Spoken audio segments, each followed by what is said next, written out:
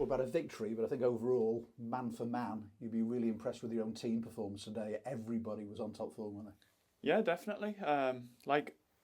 It's been coming a few weeks now. I mean, the Stevenage performance was right up there, really good, but then we still conceded three or I can't even remember the score, but some sloppy goals. And then the Forest Green game here, I thought we were really good. And last week, performance-wise, was brilliant as instructive and nice and compact, but performance with the ball wasn't really good because the pitch didn't allow us to. But I thought today was brilliant. I mean, as a structure of a team, the way we pressed, forced them into mistakes, I thought it was an excellent all-round performance, yeah.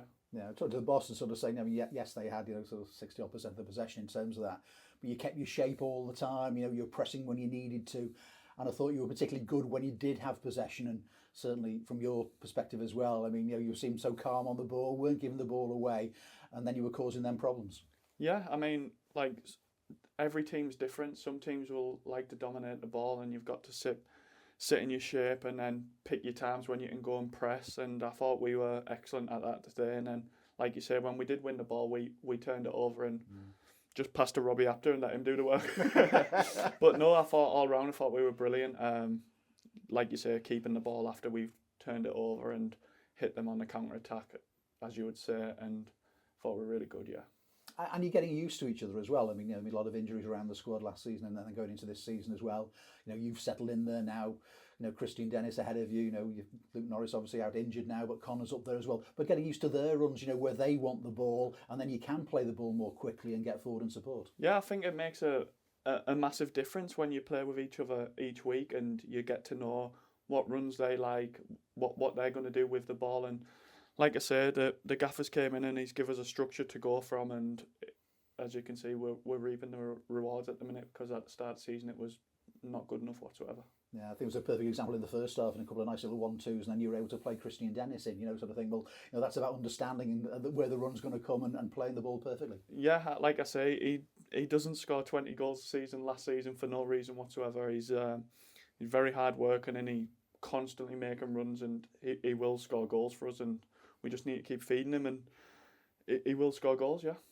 You mentioned 𝗦𝗢𝗡𝗏𝗧. I mean, it was a terrific finish at the end of the first half. The first goal is always going to be so important, isn't it, in terms of that? I mean, he's now got a regular starting place. I mean, you see him on the training ground. I mean, are you surprised by how good that left foot is?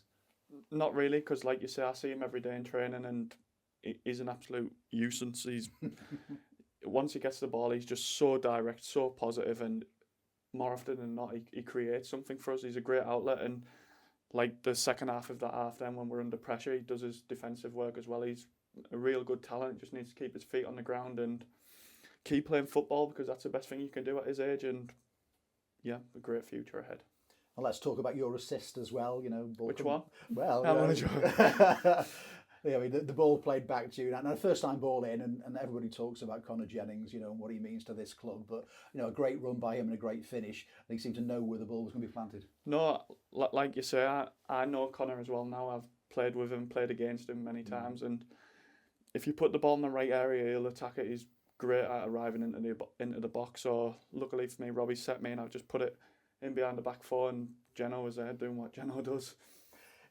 Personally, I mean, fitness-wise and whatever, last season obviously wasn't the best when you came here, was it, in terms of things, and this season's taken a little bit of a while to get going.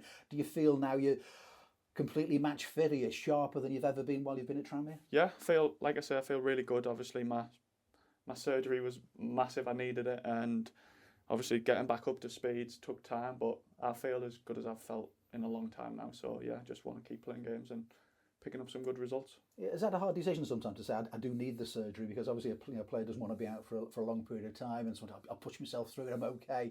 Is that something that was quite a difficult decision to make at the end? Yeah, well, I kept putting it off because my recovery time wasn't that bad, to be honest, and just kept putting it off, thinking it would heal, and I'd do my conditioning work in the gym and I would get it back up to full strength, but just wasn't to be. It just kept going, kept snapping. So yeah, to get the surgery was massive, and then obviously playing catch up for the majority of the season. But like I say, I feel really good now, and long may it continue. And a structure alongside Regan Henry as well. We can get forward as well. I was looking at the stats before, and I think he's in the top 5 now, creating chances in the division. So that's something to aim at, Brad. Yeah, like I say, Regan's brilliant to play with. He's very good on the ball. He's a bit different to me. He likes to bomb up and down. I like to just cement in the middle of the pitch and hopefully not let many teams break on us. But yeah, he's been brilliant, and I think we've got a really good relationship in there. And you mentioned young Rob Apter there and about the importance of learning, getting that consistency. If you really want to be a good player, you need to be consistent all the time. But that applies to your team as well. So 3 games unbeaten in the league now. That consistency is what's going to drive you up the table, isn't it? Yeah, like I say, it's massive consistency, especially at this level. I mean, if you can pick up a good run, you go from down there to up there. So long may it continue, but there's still a lot of work to be done, and we need to just keep all pushing in the same direction because, like I said, the start of the season is nowhere near good enough.